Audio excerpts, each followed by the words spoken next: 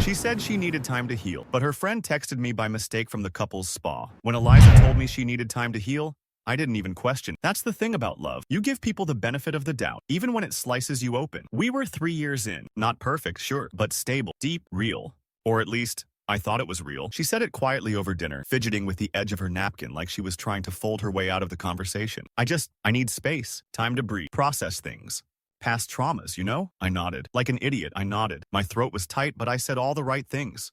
Told her I understood. Told her healing was important. Told her I'd be here. And then I didn't sleep for days. I kept replaying everything. What had I done wrong? Had I said something that pushed her? Missed a need she hadn't voiced? Was I too much? Not enough? Eliza was never particularly expressive, but I'd learned to read her silences like second languages. I thought I knew her. I thought I mattered enough to be brought into the healing. But instead, I was bent. She didn't ghost me. She wasn't cruel. That made it worse, honestly. She'd send the occasional thinking of you text or a heart emoji late at night. I clung to them like lifelines, like proof this wasn't over. You're not waiting for her, are you? My best friend Josh asked one night. I'm not waiting. I'm just here. That's waiting. He wasn't wrong, but I couldn't let go. Not yet. The first real crack came on a Tuesday. I remember because it was the same day I skipped a meeting just in case she wanted to call. I hadn't heard her voice in over a week. I was starving for something real, for anything. Instead, I got a text, but it wasn't. It was from Kelsey. Her friend. Well, more like an acquaintance to me. The kind of person you only see in tagged photos or in the background of a party. She wasn't someone I ever talked to directly. Until then, the message popped up on my lock screen. You and Nick look so cute. This spa is amazing for couples. You deserve this.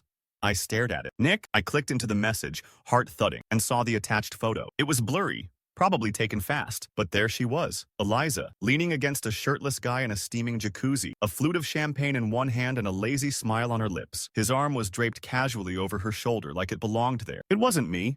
It was never going to be me again. The air left my lungs. I didn't reply. I just sat there, staring at it, trying to compute. Kelsey must have sent it by accident. Probably meant it for Eliza. Or Nick. Nick. The name sounded familiar. It echoed somewhere in the back of my memory. And then it clicked. Nick was her ex. The same one she claimed had been blocked forever, the one who had hurt her more than anyone else. The reason she once told me that she struggled with trust. That Nick. She was in a spa with that Nick. 2 weeks after telling me she needed to heal. I locked my phone and put it face down on the table like it was poison. My stomach turned. I wanted to scream, throw something, confront her. But instead, I sat in silence for hours. Because the worst part wasn't the betrayal. It was that I still wanted to believe there was a mistake, that maybe the photo was old. Maybe it was just a friendly catch-up. Maybe she wasn't lying to me in the most grotesque, manipulative way possible. The hope made me hate myself. I didn't message her. I didn't even breathe a word of it to Josh. I just floated, disconnected from everything, going through the motions of work and pretending to be okay, waiting to wake up from whatever twisted version of my life I had entered. The next morning, she texted me, "Hey, just thinking about you. Hope you're being kind to yourself." I stared at those words like they were acid. I didn't reply. I couldn't. Not without exploding. And yet still, I didn't block her. I didn't expose her. I didn't raid. I became quiet, still, and I started digging. Not like a lunatic. Not like a jealous boyfriend, though I guess that's what I was, but like someone who wanted clarity. If I was going to be discarded, I needed to know how, when, why. I checked her old photos, her tagged posts, the spa's Instagram. There it was. A story posted just an hour ago. Candles, rose petals, 2 sets of robes. She wasn't even trying to hide it. That's when something shifted in. I realized this wasn't a mistake. This wasn't confusion or emotional messiness. This was a plan. She had used healing as an exit strategy that kept her hands clean. She didn't want to cheat. She wanted deniability. She wanted control, and I had given it to her, like a fool. But I wasn't going to be that fool anymore. Not quiet, not kind, not this time. I didn't sleep that night. I lay in bed, staring at the ceiling, phone clutched in my hand, cycling through every memory I had of her. Every time she told me she loved me. Every time she pulled away and said she just needed a little more time. Every birthday every small act of kindness I offered like currency to keep her love alive. It wasn't just the betrayal that broke. It was the realization that I'd spent so long investing in someone who had already moved on, who had planned to move on, while keeping me in emotional escrow. I wasn't a person to. I was an insurance policy, and I still hadn't told any. At 3:41 a.m., I sent a single text to Josh. You were right. He called immediately. What happened? I couldn't say it out loud. My throat was dry. My voice barely worked. She's with her ex, I said. Nick, there was silence. Then a long exhale. Dude, I got a text from her friend. By accident. A picture. They're at a spa. A couple's spa. Jesus. I knew something was off with her. I just didn't know she'd be that calculated. Yeah? Are you okay? No. That was the only honest answer I had. But in a weird way, the devastation gave me clarity. For once, I wasn't trying to justify her behavior. I wasn't blaming myself. I was done wondering if I was too sensitive, too needy, too much. No. I'd been too forgiving, and that was about to change. By the next day, I had a plan, not for revenge, at least not in the classic sense.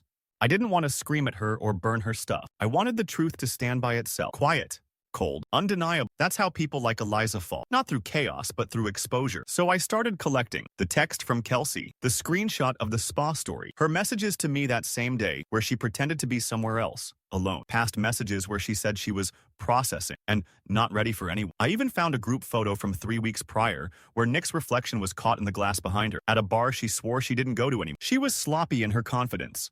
That told me everything I needed to know. She didn't think I'd ever figure it out. And if I did, she counted on me being too kind to call her out. She was right, until now. A week later, I got an invitation to a mutual friend's party. Eliza would be there. She'd just gotten back from her solo trip, according to her last text. I didn't reply, but I went.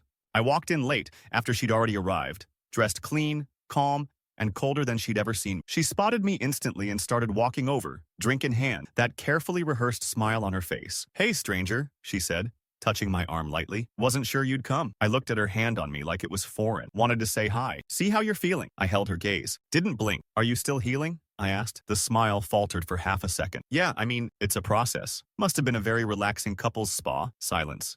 You could hear the air leave her lungs. "What?" Kelsey texted me by mistake. "The photo. You and Nick." Her lips parted, but nothing came out. No words. No excuses. I didn't need them. I turned and walked away. I didn't owe her a breakdown. I didn't owe her my anger. I had something better, truth, and a platform. That night, I posted a story to my social media. No names. No drama. Just a photo of a rose petal path at the spa, a screenshot of a thinking of you text from the same day, and a caption. When someone tells you they need space to heal, they don't usually mean a couple's suite with their ex. I added nothing else. No tagging, no rage. It spread like wildfire because people knew, people recognized. The subtle details were enough, and Eliza's silence was confirmation. Suddenly, I started getting messages from people I barely knew. Her ex-roommate, a girl I'd met once at a friend's engagement, even a guy from her gym. All with stories that sounded just like mine. Quiet manipulations, breadcrumbing, strategic half-truths. She had a pattern, and now everyone saw it. She didn't text me again, not even to deny it, but she did block, which only made the whole thing more obvious. I wasn't gleeful. I wasn't victorious. I felt empty, honestly. I had loved her, deep, stupid, but sometimes love is just a story you tell yourself to avoid looking at the truth. And the truth was this. I had loved someone who couldn't love anyone unless it gave her control. A few days passed before I heard from her again. Not direct, not through text, but through the indirect performative art Eliza had always mastered. Instagram stories, vague quotes, curated sadness for public sympathy. First came the black and white photo of a candlelit journal with a caption. People will believe anything if it confirms their pain. Then, a grainy mirror selfie with puffed up eyes. Healing is never linear. Sometimes people make it harder than it has to be. And finally, a carousel of beach photos from months ago, with the caption, "I miss when I could trust people not to twist my truth." Each one was like a desperate flare into the night sky. She was trying to rewrite the narrative, not just for herself, but for the people watching. What she hadn't expected was silence. No one was commenting. No one was reposting. The sympathy she expected never came, because I never said her name, never told people to cancel her. I just told the truth plainly. And the truth doesn't need to scream to be heard. It just sits in people's heads and echoes. The cracks began to show when Josh sent me a screenshot from a private group chat they were both part of back in the day. One of the girls had messaged, "So, was that really Nick in the spa pic? Kinda hard to defend if it's true." Another chimed in, "Wait, weren't they together like 3 years ago? Wasn't he the one who cheated on her?" And then silence. The kind of silence you feel in your bones. She started texting people, I found out later. Calling some, trying to explain. First, she said it was a misunderstanding, then that it was a relapse, then that I was weaponizing privacy. She had a whole carousel of excuses on rotation, but people weren't biting. She'd cried wolf too many times. And just when I thought it would fade away and finally be over, I got a message from Nick. I had no idea how he found me. We weren't friends.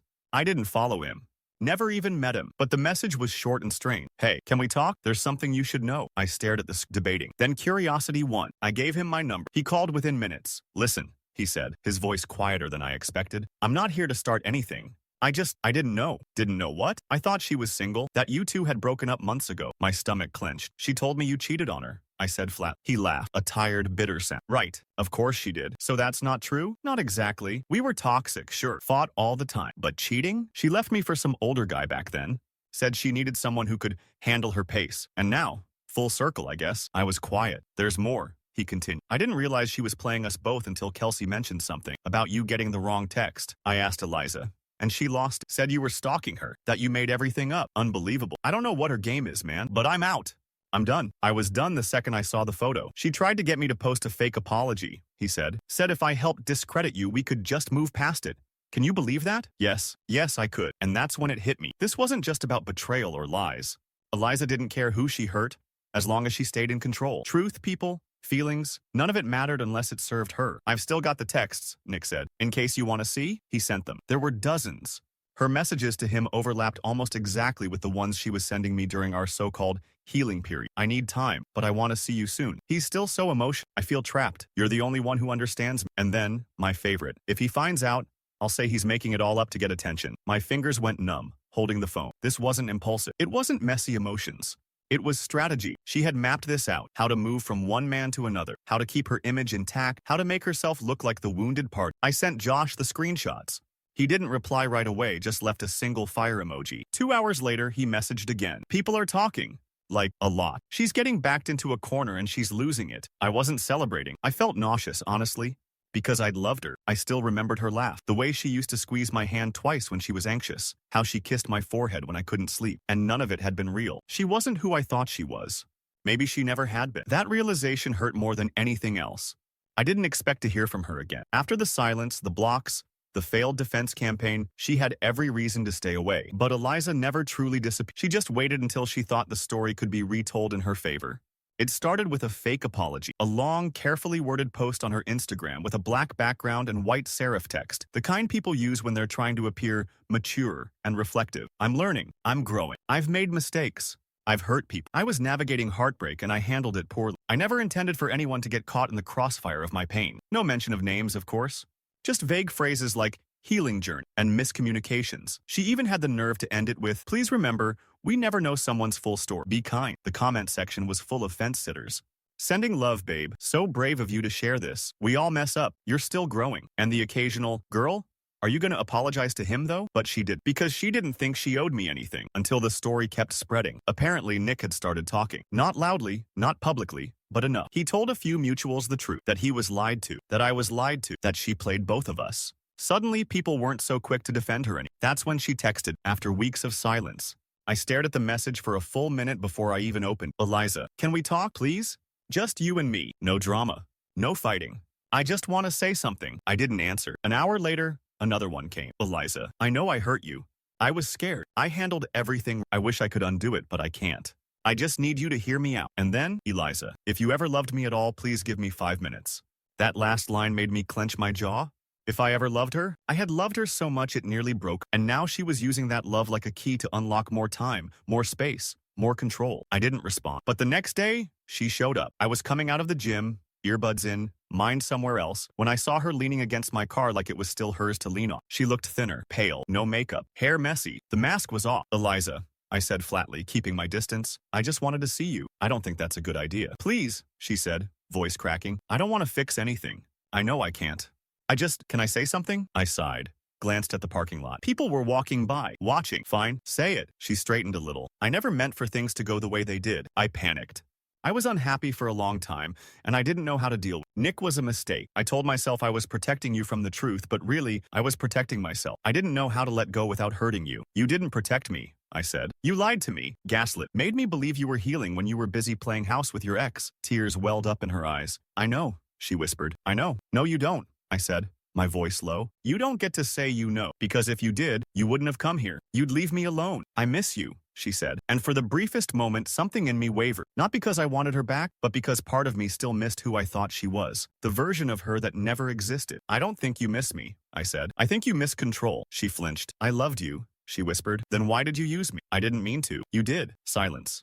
She wiped her cheek, then reached into her purse. I wrote something, she said. You don't have to read it now. I just wanted to leave it with you. She handed me a folded piece of paper. I didn't take it. I don't need your letter, Eliza. She stood there for another second, waiting for me to change my mind. I didn't. Finally, she nodded and walked away. She didn't look back, and I didn't look at the letter. I left it on the sidewalk and drove off. Because closure doesn't come from the person who broke you. It comes when you finally realize you deserve better. It's strange how quickly silence becomes healing when the noise is gone. After Eliza left the parking lot, I sat in my car for nearly 20 minutes, unmoving. Not angry, not shaken, just empty. And then, quietly, relieved, I didn't feel triumphant. I didn't feel vindicated. I just felt done. Like some weight I'd been dragging for months had finally slipped off my shoulders. And for once, I didn't try to pick it back up. That night, I cleaned my apartment, not out of rage or need for distraction, but because I wanted to make space. Physical space. Emotional space. I threw out old photos, deleted message threads, unfollowed mutuals I knew would stir up the past, not to be dramatic, just to reclaim some air. Josh came over with a six-pack and pizza like it was some kind of post-breakup ritual. Still breathing? He asked as he walked in. Surprisingly well. He looked me over like he didn't quite believe it. So, she really just showed up? Yep. What did she say? The usual. Guilt-wrapped manipulation with a ribbon of tears. Josh smirked, but didn't laugh. You okay, man? I think so, I said. For the first time, I really think I am. We didn't talk about her much after that. Not because it didn't matter, but because there was nothing left to say. The chapter had ended. Rereading it wouldn't change the story. But the aftermath, the ripples, still caught me off guard. About a week later, I got a DM from Kelsey. At first, I almost didn't open it. My gut twisted just seeing her name. But curiosity won. Hey, I owe you an apology. A real one. She went on to explain that she had no idea Eliza was still seeing me when she sent that spa photo. That she assumed Eliza had officially broken things off with me months before. That the moment she realized what had happened, she told Nick, and Eliza flipped on. She said I betrayed her, Kelsey wrote. But honestly, I think she was just mad I shattered her illusion. I should have come clean to you sooner. I was scared, I replied, short and simple. Thank you for telling me. That means a lot. She surprised me by offering to meet for coffee. No weird intentions. Just closure. I hesitated. But something in me said yes. We met at a quiet cafe downtown. It was awkward at first, like two people trying to talk about a ghost neither of them some. She manipulated me too, Kelsey said eventually, stirring her drink. Always made me feel like I had to pick a side, even when no one was fighting. Like if I wasn't fully on board with her version of events, I was against her. I nodded. That sounds familiar. She's always been like that, even in college. She's magnetic until you start asking questions. Then suddenly, you're the problem. I wish I saw it earlier. No offense, but you wouldn't have, she said gently. She's good at this. Scary good. You loved her. That made you blind, not stupid. I appreciated that. We ended up talking for nearly 2 hours, not just about Eliza, but about everything. Life, work, regret, hope. By the end of it, I didn't feel haunted. I felt clear. And maybe that was the real closure I needed. Not from Eliza, but from someone else who had escaped the orbit and survived. As the weeks passed, the story faded. People moved on. The curiosity died down. My name stopped coming up in hushed group chats. Eliza stopped posting for a while. Maybe she was regrouping. Maybe she was embarrassed. Maybe she'd found a new story to tell. I didn't care. For the first time in years, I wasn't waiting for a text. I wasn't hoping someone would come back. I wasn't rereading old messages looking for some buried truth. I was present. And that felt unfamiliar, but good. One night, I sat on my balcony watching the city lights blink to light, a soft breeze on my face, and I realized I hadn't thought about her all day. That was the moment I knew I was healing for real. Not because someone told me to, not because someone came back to fix what they broke, but because I had decided that I deserved better, and believed it. It had been 3 months since Eliza, 3 months since the spa photo, since the fallout, since I stopped chasing someone who never really stood still long enough to be caught. Life was quieter now, and better. I was working more, sleeping better. I'd started running again. Nothing major. Just enough to feel alive. Josh and I went on a spontaneous camping trip. I even joined a trivia night team at the bar down the street. I was learning how to fill my own time again, and it wasn't lonely. It was peaceful. Every now and then, people still asked about her. Mostly mutuals I hadn't seen in a while. They always danced around it, cautious, like bringing up a ghost they weren't sure I'd exorcised. I always answered the same way. It didn't end well, but I'm okay now. And that was true. Until one night, I saw her again. It wasn't planned. It wasn't cinematic. It wasn't even dramatic. I was at a bookstore, of all places, browsing the non-fiction section, thumbing through a book on emotional intelligence, when I heard that voice behind me. Evan? I turned. She looked different. Not just physically, though she'd cut her hair shorter, dyed darker, but in her posture. She didn't hold herself the same way. Not proud, not poised, more like someone bracing for something. Eliza, I said it like a fact. Not a greeting. We stood there in that strange, fluorescent silence for a beat too long. I didn't expect to see you here, she said, then winced. God, I hate that line. It's always a lie, isn't it? I didn't answer. You look good, she added, eyes flicking briefly toward the book in my hand. I heard you were doing better. I raised a brow. From who? She gave a half shrug. People. The kind who still talk to both of us. Another silence. This one wasn't awkward, it was just honest. She finally spoke again. I wanted to say I'm sorry. For real this time. Not in a post. Not through a letter. Not behind tears. Just person to person. I didn't respond right away. I just looked at her. I don't think I understood how much I hurt you, she continued. Or maybe I did, and I just didn't care enough to stop myself. And that's what I've been trying to sit with lately. That sounds uncomfortable. It is, she said. But I think that's the point. I nodded slowly. Good. Another pause. I'm not here to ask for forgiveness, she said. Or for anything, really.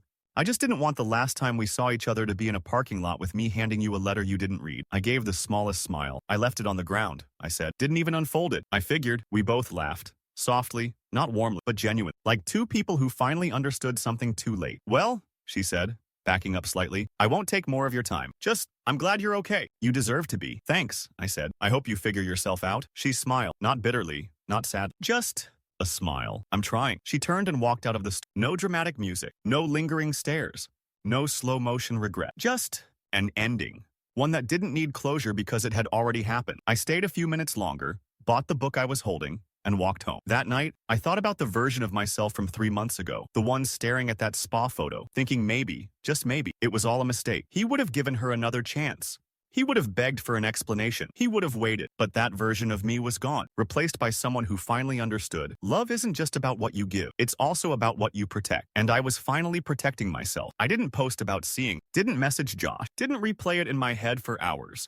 I just made tea, put on some music, and sat with the silence. A silence I chose. A peace I earned. And for the first time in a long, long time, I wasn't hoping she'd come back. Because I knew the truth now. When someone says they need time to heal, watch who they heal with. And more importantly, watch who you become in the aftermath. Me. I became whole again, not because of her, but in spite of her. And that made all the difference.